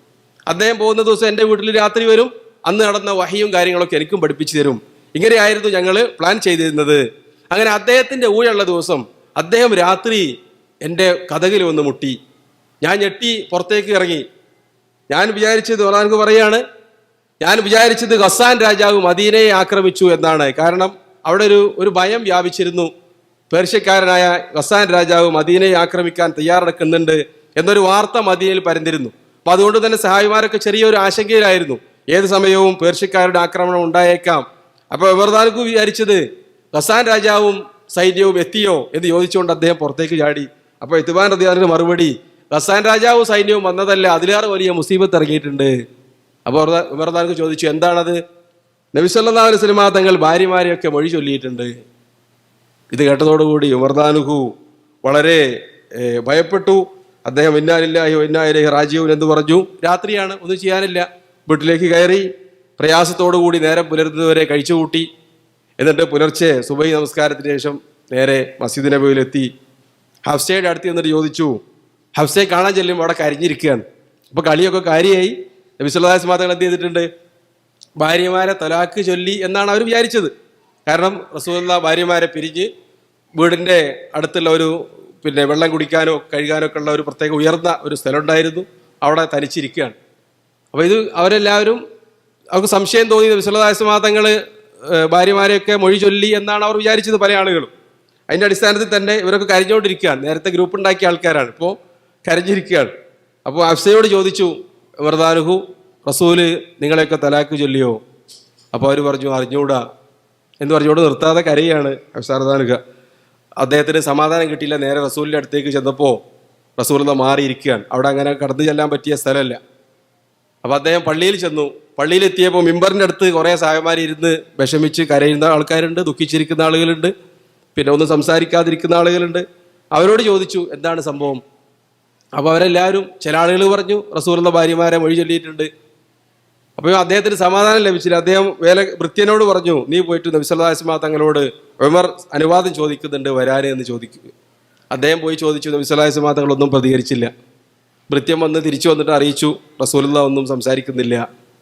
കുറേ സമയത്തിന് ശേഷം അദ്ദേഹമൊക്കെ ചുറ്റി നടന്നു. വീണ്ടും ഭൃത്യനെ പറഞ്ഞയച്ചു, നീ ചോദിച്ചു നോക്ക്, റസൂലിനോട് അനുവാദം ചോദിച്ചു നോക്ക്. റസൂലുള്ളാഹിന്റെ അടുത്ത് പോയി ചോദിച്ചു. റസൂലുള്ളാഹി കേട്ട ഭാവം നടിച്ചില്ല. മൂന്നാമത്തെ പ്രാവശ്യവും ചോദിക്കാൻ വിട്ടു, ഒരു മറുപടിയില്ല. ഉമർ റളിയല്ലാഹു വിഷമത്തോടു കൂടി പള്ളിയിൽ നിന്ന് ഇറങ്ങാൻ ഒരുങ്ങിയപ്പോൾ ഭൃത്യൻ വന്നിട്ട് വിളിച്ചു, നബി സല്ലല്ലാഹു അലൈഹി വസല്ലം തങ്ങൾ നിങ്ങളെ വിളിക്കുന്നുണ്ട്. അങ്ങനെ ഉമർ റളിയല്ലാഹു റസൂലിൻ്റെ അടുത്ത് എത്തി, സലാം ചൊല്ലി. എന്നിട്ട് ഒന്നാമത്തെ ചോദ്യം തന്നെ, അള്ളാഹുവിൻ്റെ ദൂതരെ, നിങ്ങൾ ഭാര്യമാരെയൊക്കെ തലാക്ക് ചൊല്ലിയിട്ടുണ്ടോ? അപ്പോൾ റസൂലുള്ളാഹിന്റെ മറുപടി ഇല്ല. അദ്ദേഹത്തിന് ആശ്വാസമായി. ഇവരുടെ അടുത്ത് ആ പ്രചരിച്ച കിംവദന്തി യാഥാർത്ഥ്യമല്ല എന്ന് ഉറപ്പിച്ചു. എന്നിട്ട് നബി സല്ലല്ലാഹു അലൈഹി വസല്ലം തങ്ങൾ ഉമറിന്റെ നേരെ തലയുയർത്തി നോക്കി. ഉമർ റളിയല്ലാഹു പറഞ്ഞു, അല്ലാഹു അക്ബർ, ആശ്വാസത്തിന്റെ ആ വചനങ്ങൾ ഉച്ചരിച്ചു. എന്നിട്ട് പറഞ്ഞു, നേരത്തെ ഉപദേശിച്ചിരുന്നു ഹഫ്സയെ, ഞാൻ ഈ കാര്യങ്ങൾ ഖുറൈശികളുടെ സ്വഭാവം പോലെയല്ല അൻസാരികളുടെ സ്വഭാവം, അവരുടെ ആ ചീത്ത സ്വഭാവമൊക്കെ നമ്മളുടെ പെണ്ണുങ്ങളും സ്ത്രീകളൊക്കെ ഇപ്പോൾ പഠിക്കാൻ തുടങ്ങിയിട്ടുണ്ട് എന്നൊക്കെ അദ്ദേഹം ആ വിഷമങ്ങളൊക്കെ നബി സല്ലല്ലാഹു അലൈഹി വസല്ലം തങ്ങളോട് പറഞ്ഞു. എന്നിട്ട് അതൊക്കെ കേട്ട് നബി സല്ലല്ലാഹു അലൈഹി വസല്ലം തങ്ങൾ ഒന്ന് പുഞ്ചിരിച്ചു. അപ്പോൾ സമാധാനമായി. നബി സല്ലല്ലാഹു അലൈഹി വസല്ലം തങ്ങളോട് ഉമർ ചോദിച്ചു, ഞാനിവിടെ ഇരിക്കട്ടെ? റസൂലുള്ളാഹിനോട് പെർമിഷൻ ചോദിച്ചു. കാരണം സഹായമാരൊക്കെ പേടിച്ചിരിക്കാൻ. അവരൊക്കെ ഭയപ്പെട്ടത് എന്തിനാണ്? തൊലാക്ക് ചൊല്ലി എന്നത് ഒരു കാര്യമാണ്. അള്ളാഹുവിൻ്റെ റസൂൽ കോപിച്ചിട്ടുണ്ട്, ഇനി അള്ളാഹുവിൻ്റെ അടുക്കൽ നിന്ന് വല്ല ശിക്ഷയും വരുമോ സഹായിമാർക്ക് ഒന്നടങ്കം എന്ന ഭയത്തോടു കൂടി തന്നെയാണ് അവരെല്ലാവരും ആ രൂപത്തിൽ പേടിച്ചിരുന്നത് എന്ന് നമുക്ക് അവരുടെ ആ അഭിപ്രായ പ്രകടനം നമുക്ക് കാണാൻ പറ്റും. അതേപോലെ തന്നെ നബി സല്ലല്ലാഹു അലൈഹി വസല്ലം തങ്ങൾക്ക് വിഷമുണ്ടായ ഒരു കാര്യം സംഭവിച്ചു എന്നറിഞ്ഞാൽ തന്നെ ഒരു അദാബ് ഇറങ്ങിയിട്ടില്ലെങ്കിലും അവർക്ക് വിഷമുണ്ടാവുമല്ലോ. അതിൻ്റെ അടിസ്ഥാനത്തിലാണ് അവരിൽ പല സഹായിമാരും കരയുകയും വിഷമിക്കുകയൊക്കെ ചെയ്തത്. ഏതായിരുന്നാലും അങ്ങനെ നബി സല്ലല്ലാഹു അലൈഹി വസല്ലം തങ്ങളോട് സംസാരിക്കാൻ വേണ്ടി ഉമർ താനുക്ക് അവിടെ ഇരുന്നു. എന്നിട്ട് മുകളിലേക്കൊന്ന് നോക്കി. ഇവിടെ റസൂലിനോട് ഈ സമയത്ത് ഈ ഉമ്മഹാത്തുൽ മുഅ്മിനീങ്ങൾ പ്രശ്നം ഉണ്ടാക്കാനുള്ള കാരണം പല ആളുകളും ചോദിച്ചതാണ്. റേഷൻ കൂടുതൽ ചോദിച്ചതൊക്കെയാണ്. വീട്ടിലെ പ്രശ്നങ്ങളാണ്, പ്രയാസങ്ങളാണ്. നബി സല്ലല്ലാഹു അലൈഹി വസല്ലം തങ്ങളുടെ അടുത്തേക്ക് ഇഷ്ടം പോലെ ഖജനാവിലേക്ക് സ്വത്ത് വരുന്നുണ്ട്, ഗനീമത്ത് സ്വത്ത് വരുന്നുണ്ട്, ഫൈൻ്റെ സ്വത്ത് വരുന്നുണ്ട്. അതൊക്കെ നേരം വെളുക്കുമ്പോഴേക്ക് നബി സല്ലല്ലാഹു അലൈഹി വസല്ലം തങ്ങൾ ചെലവഴിക്കുകയാണ്, സദക്ക കൊടുത്തും ധർമ്മം കൊടുത്തും തീർക്കുകയാണ്. അപ്പോൾ അതിൽ നിന്നൊക്കെ അല്പം വേണം, ഖാദിമുകളെ വേണം എന്നൊക്കെ ഫാത്തിമാർക്കൊക്കെ ചോദിച്ചിരുന്നല്ലോ. ആ രൂപത്തിൽ ചോദിക്കുന്നതാണ്. അത് നബി സല്ലല്ലാഹു അലൈഹി വസല്ലം തങ്ങൾക്ക് ഒരു പ്രയാസമായപ്പോഴാണ് ഇങ്ങനെ നബി സല്ലല്ലാഹു അലൈഹി വസല്ലം തങ്ങൾക്ക് ഖുർആനിലൂടെ അള്ളാഹു ആയത്തിറക്കുകയും നിങ്ങൾക്ക് വേണമെങ്കിൽ ഭാര്യമാരെ പിരിച്ചയക്കാം എന്ന സൂക്തം അവതരിക്കുകയും ചെയ്തത്. അതിനെ സംബന്ധിച്ച് ഇറങ്ങിയ സൂക്തങ്ങളാണ് യാ അയ്യുഹൻ നബിയു ഖുൽ ലി അസ്വാജിക ഇൻ കുൻതുന്ന തുരിദുനൽ ഹയാത്തദ് ദുനിയ വസീനതഹാ ഫതആലൈന ഉമത്തിഉകുന്ന വഉസർരിഹുകുന്ന സറാഹൻ ജമീല. സൂറത്ത് അഹ്സാബിലെ 49 മുതലുള്ള വചനങ്ങൾ. അതിൽ പറയുന്നത്, അള്ളാഹുവിൻ്റെ റസൂലിൻ്റെ പത്നിമാരെ, നിങ്ങൾക്ക് ദുനിയാവിലുള്ള ആഡംബരങ്ങളും മോടികളുമാണ് വേണ്ടതെങ്കിൽ എല്ലാവരും വരിക, നിങ്ങൾക്കുള്ളതൊക്കെ ഞാൻ തരാം, എന്നിട്ട് മര്യാദക്ക് എല്ലാവരും വിട്ടുപോയിക്കോളൂ. നിങ്ങളോടുള്ള ബന്ധം ഇതോടുകൂടി അവസാനിച്ചു. വൈൻ കുൻതുന്ന തുരിദിനല്ലാഹ വ റസൂലഹു വദ്ദാറൽ ആഖിറ, നിങ്ങൾക്ക് അള്ളാഹുവിനെയും റസൂലിനെയും പരലോകവുമാണ് നിങ്ങൾ കാക്ഷിക്കുന്നതെങ്കിൽ ഫഇന്നല്ലാഹ അഅദ്ദ ലിൽ മുഹ്സിനാത്തി മിൻകുന്ന അജ്റൻ അദീമ, നിങ്ങളുടെ കൂട്ടത്തിലെ നല്ല സ്ത്രീകൾക്ക് അള്ളാഹു മഹത്തായ പ്രതിഫലം ഒരുക്കി വെച്ചിട്ടുണ്ട് എന്ന സൂക്തം ഇറങ്ങി. ഇതോടുകൂടി നബി സല്ലല്ലാഹു അലൈഹി വസല്ലം തങ്ങൾക്ക് അവരെ വേണമെങ്കിൽ എന്ത് ചെയ്യാം, എന്തെങ്കിലും കാശ് കൊടുത്ത് ഒഴിവാക്കാം എന്നത് ആ സൂക്തത്തിൽ പറയുന്നു. അതേപോലെ വേറെ സൂക്തങ്ങളിൽ തുർജി മൻ തശാഉ, നിങ്ങൾ ഇഷ്ടപ്പെടുന്ന ആളുകളെ നിങ്ങൾക്ക് സമീപിക്കാം, അല്ലാത്തവരെ നിങ്ങൾക്ക് ഒഴിവാക്കാം എന്ന രൂപത്തിൽ നബി സല്ലല്ലാഹു അലൈഹി വസല്ലം തങ്ങൾക്ക് തിരഞ്ഞെടുക്കാൻ സ്വാതന്ത്ര്യം നൽകിക്കൊണ്ടുള്ള വചനങ്ങളും അവതരിക്കുകയുണ്ടായി. ഏതായിരുന്നാലും നബി സല്ലല്ലാഹു അലൈഹി വസല്ലം തങ്ങളോട് ഈ കാര്യം ഉമർ താനുക്ക് പറയുകയും, അങ്ങനെ അവിടെ ഇരിക്കുന്ന സമയത്ത് അദ്ദേഹം മുകളിലേക്ക് നോക്കിയപ്പോൾ വീട്ടിൽ പിന്നെ ആകാശവും ഭൂമിക്കിടയിൽ ബാക്കിയുള്ളത് അവിടെ രണ്ട് മൂന്ന് തോല് കെട്ടി വെച്ചിട്ടുണ്ട്. പിന്നെ ഊറക്കിടയുന്ന തോലുണ്ടല്ലോ പാത്രങ്ങൾ ഉണ്ടാക്കാനൊക്കെ ഉള്ളത്, അതല്ലാത്തൊരു സാധനം എവിടെ ഇല്ല, മുകളിലില്ല എന്ന് പറയാൻ കാരണം അന്നത്തെ ഈ സ്റ്റോറാണിത്. ഇവിടെ പുരൻ്റെ പുറത്ത് എന്തെങ്കിലുമൊക്കെ മരക്കഷ്ണങ്ങൾ വെച്ചിട്ട് അതിന്മേലാണ് സേഫായിട്ട് സാധനങ്ങളൊക്കെ സൂക്ഷിക്കുക. അങ്ങനെ സൂക്ഷിച്ചു വെച്ചത് എന്ത് മാത്രമേ ഉള്ളൂ, ബാക്കി ഈ 2-3 തോലിൻ്റെ കഷ്ണങ്ങൾ മാത്രമാണ് ഞാൻ അവിടെ കണ്ടത്. നബി സല്ലല്ലാഹു അലൈഹി വസല്ലം തങ്ങൾ ഞാൻ സംസാരിക്കാൻ തുടങ്ങിയപ്പോൾ എഴുന്നേറ്റിരുന്നു, കൈകുത്തിരിക്കായിരുന്നു. നബി സല്ലല്ലാഹു അലൈഹി വസല്ലം തങ്ങൾ ശരിക്കും ഇരുന്നു. അപ്പോൾ നബി സല്ലല്ലാഹു അലൈഹി വസല്ലം തങ്ങളുടെ ചുമലിലൊക്കെ മണലിൻ്റെയും പരമ്പിൻ്റെയും ഈന്തപ്പന മട്ടൽ കൊണ്ട് അതിൻ്റെ ഓല കൊണ്ടുണ്ടാക്കിയ പരമ്പിലാണ് കിടക്കുന്നത്. ബെഡോ തലയണയോ ഒന്നും റസൂലിൽ ഉണ്ടായിരുന്നില്ല. അത് കണ്ട അദ്ദേഹത്തിന് സങ്കടം വന്നു, അദ്ദേഹം കരയുകയും ചെയ്തു. എന്നിട്ട് തടവിക്കൊണ്ട് പറഞ്ഞു, അള്ളാഹുവിൻ്റെ ദൂതരെ, നിങ്ങൾക്കൊരു വിരിച്ചു കിടന്നൂടെ? പേർഷ്യൻ രാജാവും അതേപോലെ തന്നെ റോമ രാജാവും ഒക്കെ അള്ളാഹു എത്ര സുഖത്തിലാണ് അവരൊക്കെ കഴിഞ്ഞുകൂടുന്നത്. നിങ്ങൾക്ക് അള്ളാഹുവിനോടൊന്ന് പ്രാർത്ഥിച്ചുകൂടെ, നിങ്ങളുടെ ഉമ്മത്തിന് സാമ്പത്തികമായി അല്പമൊക്കെ അഭിവൃദ്ധി ഉണ്ടാകാൻ? അതാണല്ലോ ഈ പ്രശ്നങ്ങളുടെ ഒക്കെ കാരണം എന്ന് മനസ്സിൽ വെച്ചുകൊണ്ട് അദ്ദേഹം പറഞ്ഞു.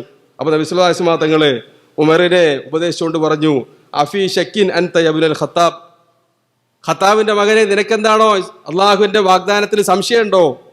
ഉലൈക ഖൗമുൻ ഉജ്ജിലതു ലഹും തയ്യിബാതുഹും ഫിൽ ഹയാത്തി ദുനിയ, പേർഷ്യക്കാരും റോമക്കാർക്കും ഒക്കെ അള്ളാഹു അവരുടെ വിഭവങ്ങൾ ദുനിയാവിൽ തന്നെ നൽകി തീർത്തിരിക്കുകയാണ്. നരകത്തിലെ ആളുകളോട് അള്ളാഹു ചോദിക്കുന്നത് പോലെ, മലക്കുകൾ ചോദിക്കുന്നത് പോലെ, അദ്ഹബ്തും തയ്യിബാതികും ഫി ഹയാതികുമുദ് ദുനിയാ വസ്തംതഅതും ബിഹാ, നിങ്ങൾക്ക് ലഭിക്കേണ്ടിരുന്ന മുഴുവൻ സുഖാസ്വാദനങ്ങളും നിങ്ങൾ ദുനിയാവിൽ തന്നെ തീർത്ത് കളഞ്ഞു, ഇനി നിങ്ങൾക്ക് പരലോകത്തുള്ളത് നരകമാണ് എന്നവരോട് പറയുന്ന സൂക്തങ്ങൾ നമ്മൾക്കറിയാം. ആ രൂപത്തിൽ നബി സല്ലല്ലാഹു അലൈഹി വസല്ലം തങ്ങൾ സംസാരിച്ചു. നേരത്തെ ഉമർ റളിയല്ലാഹു അൻഹു ഒന്നടവിട്ട് കച്ചവടത്തിനും കൃഷിക്കൊക്കെ പോയത് അതോടുകൂടി അവസാനിപ്പിച്ചതാണ് നമ്മൾക്ക് മനസ്സിലാക്കാൻ പറ്റുന്നത്. കാരണം ഇതിനൊന്നും വലിയ പ്രസക്തിയില്ല എന്ന് അദ്ദേഹം നബി സല്ലല്ലാഹു അലൈഹി വസല്ലം തങ്ങളുടെ ഉപദേശത്തോടുകൂടി പൂർണ്ണമായി തിരിച്ചറിയുകയായിരുന്നു. അങ്ങനെ ഉമർ റളിയല്ലാഹു അവിടുന്ന് പിരിഞ്ഞു പോന്നു. ആ സംഭവത്തിന്റെ പൂർത്തീകരണം നബി സല്ലല്ലാഹു അലൈഹി വസല്ലം തങ്ങൾ 1 മാസം സത്യം ചെയ്തിരുന്നു, ഞാൻ ഭാര്യമാരുടെ അടുത്ത് പ്രവേശിക്കൂല എന്നുള്ളത്. ഇതിനെ തുടർച്ചയായി ഉണ്ടായ സംഭവങ്ങളാണ്. അങ്ങനെ 29ാമത്തെ ദിവസം ആയിഷ റളിയല്ലാഹുവിന്റെ അടുത്തേക്ക് നബി സല്ലല്ലാഹു അലൈഹി വസല്ലം തങ്ങൾ ചെന്നു. അപ്പോൾ അവർക്ക് സന്തോഷമായി. അവർ പറഞ്ഞു, നിങ്ങളല്ലേ 1 മാസം പിന്നെ ഞാൻ ഭാര്യമാരെ സമീപിക്കുകയില്ല എന്ന് സത്യം ചെയ്തത് എന്ന് ചോദിച്ചപ്പോൾ റസൂൽ പറഞ്ഞു, 29 ദിവസവും 30 ദിവസമുണ്ട് മാസം, ഈ മാസം 29ആണുള്ളത് എന്ന് പറഞ്ഞു. പക്ഷേ നീ ഒരു കാര്യം ചെയ്യ്, നിന്റെ വീട്ടിൽ പോയി നിന്റെ ബാപ്പാനോടും ഉമ്മയോടും അബൂബക്കറിനോടും നിന്റെ ഉമ്മയോടും ചോദിക്കുക, ഞാൻ റസൂലിനെയാണോ തിരഞ്ഞെടുക്കേണ്ടത്, അതല്ല നിങ്ങളുടെ അടുക്കേക്ക് മടങ്ങിപ്പോരുകയാണോ വേണ്ടത് തലാക്ക് വിരിച്ചു പോരുകയാണോ വേണ്ടത്, അതല്ല റസൂലിന്റെ കൂടെ തുടരുകയാണോ വേണ്ടത് എന്ന് ചോദിക്കുക എന്ന് ഈ ആയത്തിന്റെ സൂക്തത്തിന്റെ അടിസ്ഥാനത്തിൽ നബി സല്ലല്ലാഹു അലൈഹി വസല്ലം തങ്ങൾ ആയിഷയോട് പറഞ്ഞപ്പോൾ ഈ കാര്യം എനിക്ക് ആരോടും ചോദിക്കേണ്ട ആവശ്യമില്ല. ചോദിച്ചാൽ അവർ പറയുന്ന മറുപടി എന്തായിരിക്കും? നീ റസൂലിനെ പിരിഞ്ഞ് പോരാൻ പാടില്ല എന്ന് പറയും. പക്ഷെ എനിക്കത് ചോദിക്കേണ്ട ആവശ്യമില്ല, അള്ളാഹുവിന്റെ റസൂലിനെ പിരിഞ്ഞ ഒരു ജീവിതം എനിക്കില്ല എന്ന് അവർ പറഞ്ഞു. നബി സല്ലല്ലാഹു അലൈഹി വസല്ലം തങ്ങൾ ആദ്യമായി തിരഞ്ഞെടുത്തു. എന്നിട്ട് ആ പ്രശ്നം അവിടെ അവസാനിച്ചു. അവർ തമ്മിലുള്ള ഇനി ബാക്കിയുള്ള ഭാര്യമാരുണ്ട്. ആയിഷ റളിയല്ലാഹു റസൂലിനോട് പറഞ്ഞു, ഞാൻ നിങ്ങളെ തെരഞ്ഞെടുത്തു, ഞാനാണ് നിങ്ങളെ തെരഞ്ഞെടുത്തത് എന്നുള്ളത് ബാക്കിയുള്ള ആൾക്കാരോട് പറയരുത്. കാരണം ഈ ഒരു ഇങ്ങനെയൊക്കെ വാശി പിടിച്ച ആൾക്കാരാണല്ലോ, ഞങ്ങളെ പിന്നെ നോക്കാൻ പറ്റില്ലെങ്കിൽ വീട്ടിൽ കൊണ്ടാക്കി കളി എന്നൊക്കെ പറഞ്ഞതാണ്. അപ്പോൾ ഇനി ഞാൻ തന്നെ പോകാൻ അവസരം കിട്ടിയപ്പോൾ ഞാൻ പോകുന്നില്ല എന്ന് പറഞ്ഞ കാര്യം കൂട്ടുകാരത്തിയോട് അറിയിക്കരുത് എന്ന് നബി സല്ലല്ലാഹു അലൈഹി വസല്ലം തങ്ങളോട് അപേക്ഷിച്ചപ്പോൾ റസൂൽ പറഞ്ഞു, അള്ളാഹു എന്നെ ഇങ്ങനെ ഈ കൃത്രിമം പറയുന്ന കാട്ടിക്കൂട്ടലുകാരനായിട്ടല്ല നിയോഗിച്ചിട്ടുള്ളത്, സത്യം സത്യമായി പറയുക എന്നതാണ് ഒരു പ്രവാചകന്റെ ബാധ്യത എന്ന് അവരെ ഗുണദോഷിക്കുകയും ചെയ്തു. ഇവിടെ നമ്മൾ കാണുന്നത് ഉമർ റളിയല്ലാഹുവിന്റെ ആ വേവലാതി, ഭാര്യയോട് പോയിട്ട് ശകാരിച്ചു. നിരവധി ഈ രൂപത്തിലുള്ള അനുഭവങ്ങളുടെ ആദ്യം ഉപദേശിച്ചതാണ്, നിങ്ങൾ അള്ളാഹുവിന്റെ റസൂലിനോട് ആവശ്യമുള്ള കാര്യങ്ങൾ ചോദിക്കരുത്, എന്നെ അറിയിച്ചാലും മതി, ഞാൻ എത്തിച്ചു തരാം എന്നൊക്കെ പറഞ്ഞതായിരുന്നു. ഇവിടെ ആ അദ്ദേഹത്തിന്റെ ആ വേവലാതിയും വിഷമമൊക്കെ നമ്മൾക്ക് ഈ സംഭവത്തിൽ കാണാൻ പറ്റും. അതേപോലെ തന്നെ അദ്ദേഹത്തിന്റെ ആരാധനാ രീതികൾ, നബി സല്ലല്ലാഹു അലൈഹി വസല്ലം തങ്ങളോടുള്ള മഹബത്ത്, അതിലേറെ മഹബത്ത് ആരോടുണ്ട്? അള്ളാഹുവിനോടുണ്ട്. അതാണല്ലോ വല്ലദീന ആമനു അശദ്ദു ഹുബ്ബൻ ലില്ലാഹ്, വിശ്വാസികളെ സംബന്ധിച്ചിടത്തോളം അവർ അള്ളാഹുവിനോട് അങ്ങേയറ്റം സ്നേഹമുള്ളവരാണ്. അതിന്റെ അടിസ്ഥാനത്തിൽ തന്നെ ഉമർ റളിയല്ലാഹു അൻഹു അള്ളാഹുവിനോടുള്ള ഇബാദത്തിൽ ഒരു വീഴ്ചയും വരുത്തിയിരുന്നില്ല. അത് അള്ളാഹു പല പ്രവാചകന്മാരോടും കൽപ്പിച്ചതുപോലെ യഹ്യാ നബിയോട് പറഞ്ഞത്, യാ യഹ്യാ ഖുദിൽ കിതാബ ബിഖുവ, യഹ്യ നിങ്ങൾ ഗ്രന്ഥം പിടിക്കേണ്ടത് ശക്തിയായിട്ടാണ്. നമ്മൾ പിടിക്കണ ആദ്യം പിടുത്തണ്ടല്ലോ, നമുക്ക് സൗകര്യപ്പെട്ട കാര്യങ്ങളാണെങ്കിൽ നമ്മൾ നല്ല ഇസ്ലാമിൻ്റെ ആൾക്കാർ, നമുക്ക് പ്രയാസമുള്ളതാണെങ്കിലോ അതിന് വല്ല പിന്മാറുക, വലിഞ്ഞു പോവുക. ആ സ്വഭാവത്തിലല്ല വേണ്ടത്, മറിച്ച് ശക്തിയായി തന്നെ നിങ്ങളതിനെ പിടിക്കുക. മൂസാ നബി അലൈഹി സ്വലാമിന് പറഞ്ഞിട്ടുണ്ട്, നിങ്ങൾക്കിതാ ഗ്രന്ഥം നൽകുന്നു, ഫഖുദ്ഹാ ബിഖുവ, നിങ്ങളത് ശക്തിയായി പിടിക്കുക.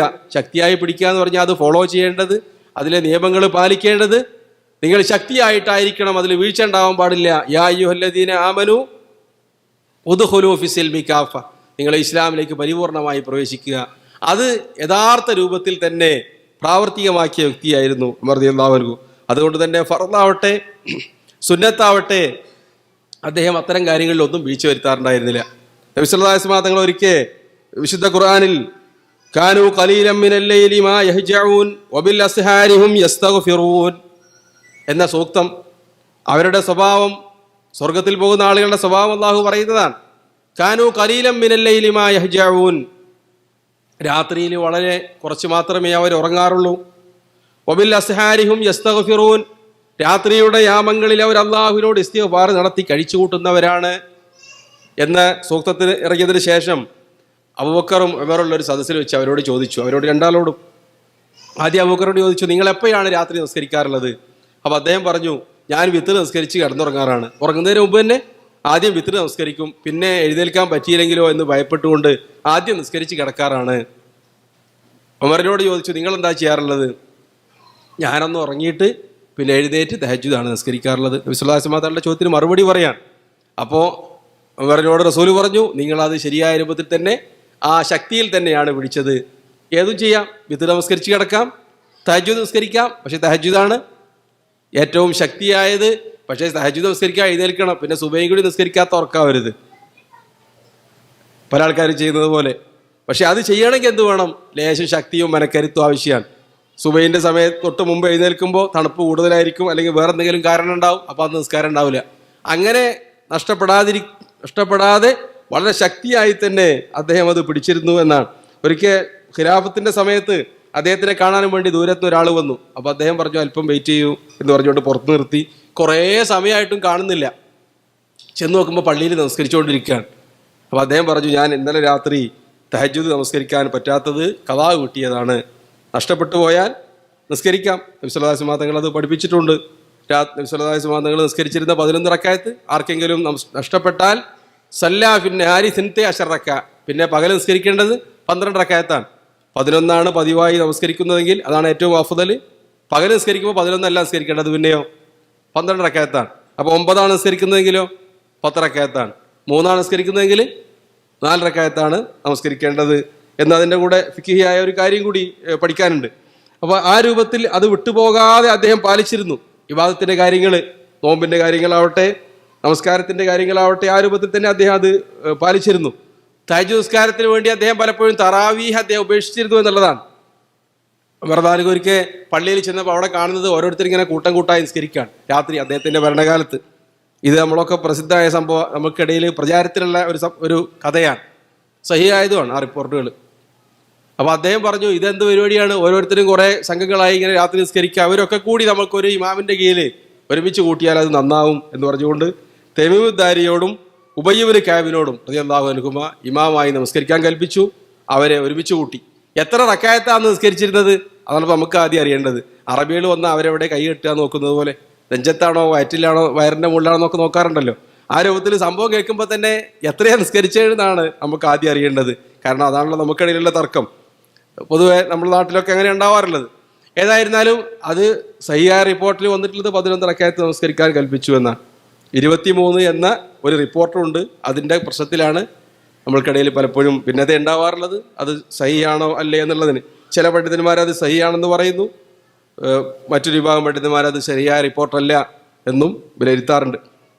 ഏതായിരുന്നാലും ഉമർ റളിയല്ലാഹു അൻഹു അങ്ങനെ കൽപ്പിക്കുകയും ഇവർ രണ്ടാളും ഇമാമായി നമസ്കരിച്ചുകൊണ്ട് തറാവി അവിടെ പള്ളിയിൽ സംഘടിതമായി അദ്ദേഹം പുനഃസംഘടിപ്പിക്കുകയും ചെയ്തു.